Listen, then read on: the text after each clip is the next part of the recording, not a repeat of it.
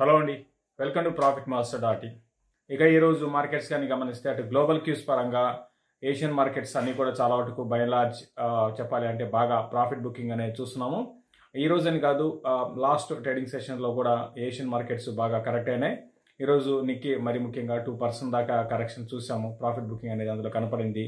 ఇక మన మార్కెట్స్ ఈరోజు అటు గ్లోబల్ క్యూస్ పరంగా అంత పాజిటివ్గా లేకపోయినా కూడా మనది మాత్రం పాజిటివ్లో క్లోజ్ అయింది. ఓపెనింగ్ మాత్రం కొంచెం ఫ్లాట్గా మైనస్లో ఓపెన్ అయింది. అయితే అక్కడి నుంచి బాగా రికవర్ అయింది. డే అంతా కూడా నిఫ్టీ ఎక్కువగా కన్సాలిడేషన్లో ఉంది. నిఫ్టీ రేంజ్ కానీ గమనిస్తే ఈరోజు 16,480 నుంచి 16,589 అనమాట. దగ్గర ఒక 100 పాయింట్స్ రేంజ్లో నిఫ్టీ కొనసాగింది.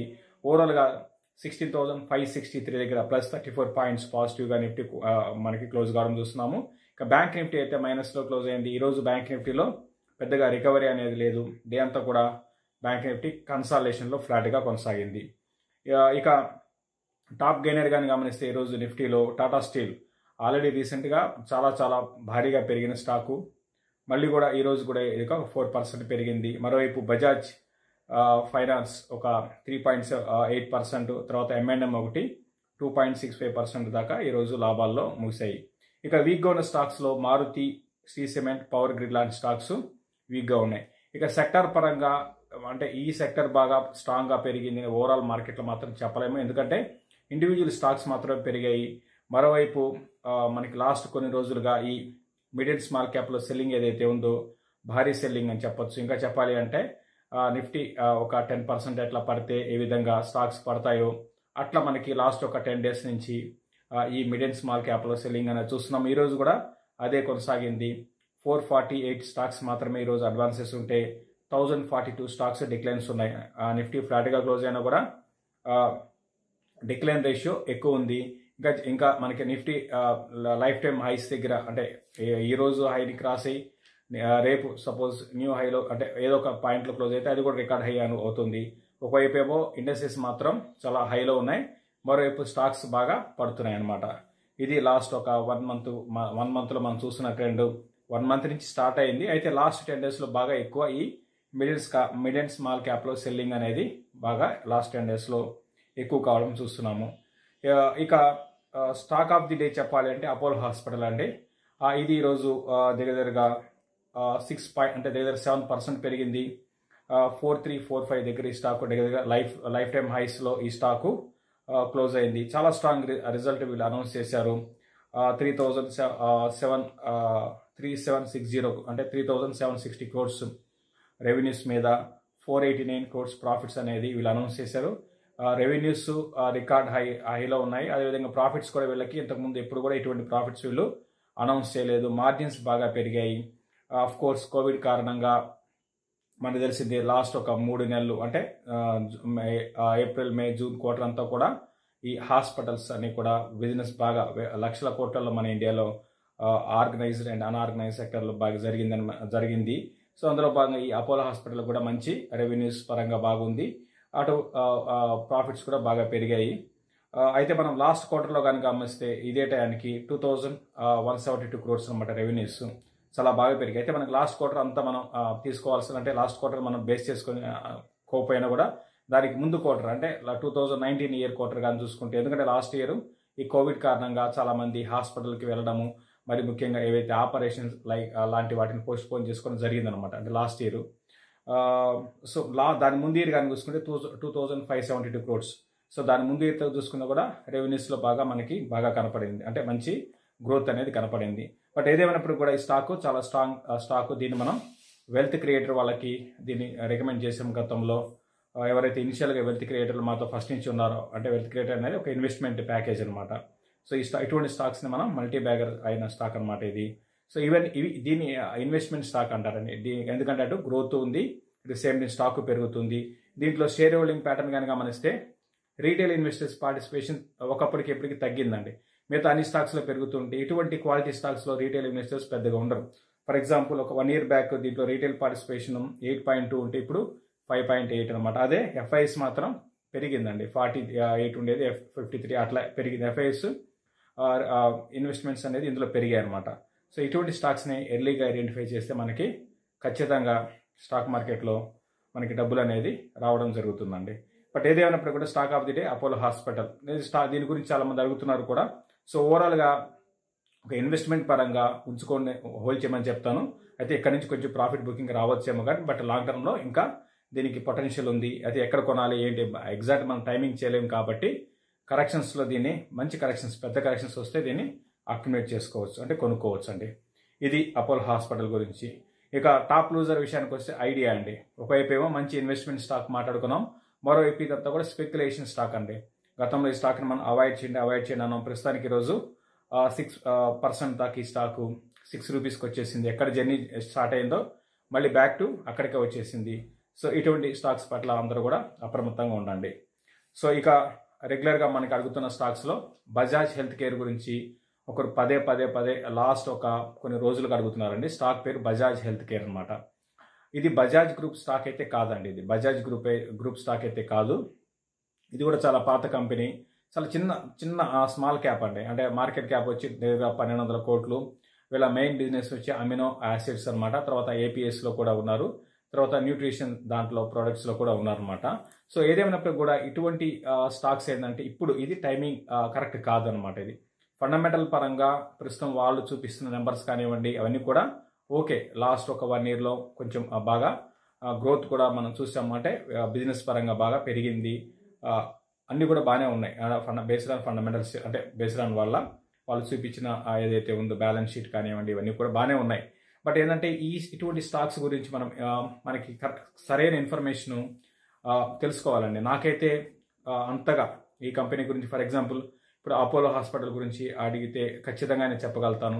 అటువంటి దాని దగ్గర బయట తెలియని ఇన్ఫర్మేషన్ కూడా నా దగ్గర ఉంది. ఫర్ ఎగ్జాంపుల్ కొన్ని కంపెనీస్, అన్ని కంపెనీస్ కాదనుకోండి, సో చెప్పగలుగుతాం. బట్ మనకి తెలియని కంపెనీ, దీని గురించి మనం ఎగ్జాక్ట్గా చెప్పలేం.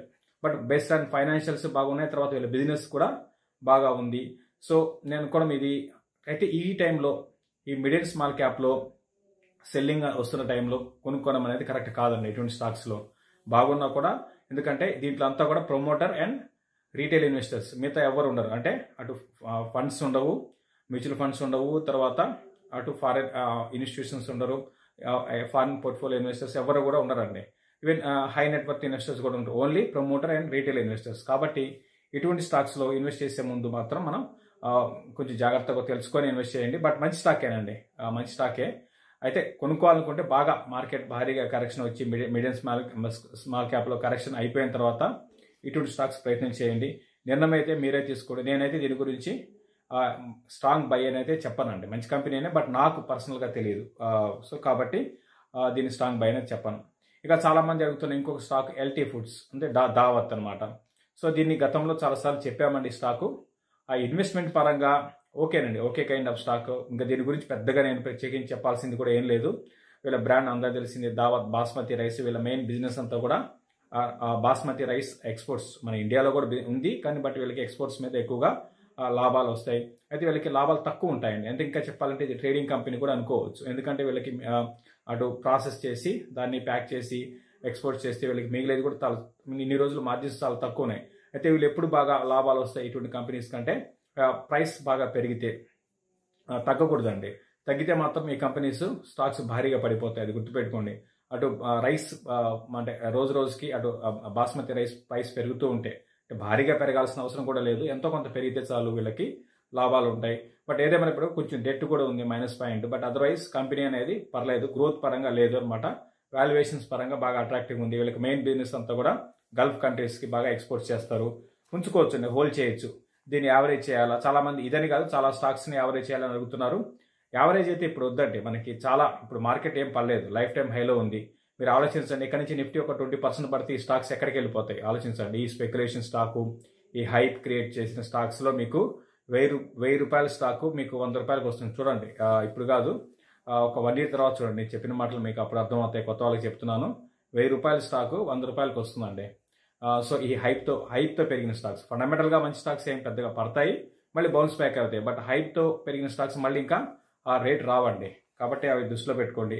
బట్ ఎల్టీ ఫుడ్ మాత్రం ఓకే అండి, ఓకే కైండ్ ఆఫ్ స్టాకు. దీన్ని హోల్డ్ చేసుకోవచ్చు, లాంగ్ టర్మ్ హోల్డ్ చేయండి. యావరేజ్ మాత్రం ఇప్పుడే వద్దు, భారీ కరెక్షన్స్ మార్కెట్లో వచ్చినప్పుడు యావరేజ్ చేసుకోండి. ఇక ఇంకొక స్టాక్ చాలా మంది అడుగుతున్న స్టాక్ థైరోకేర్ అండి.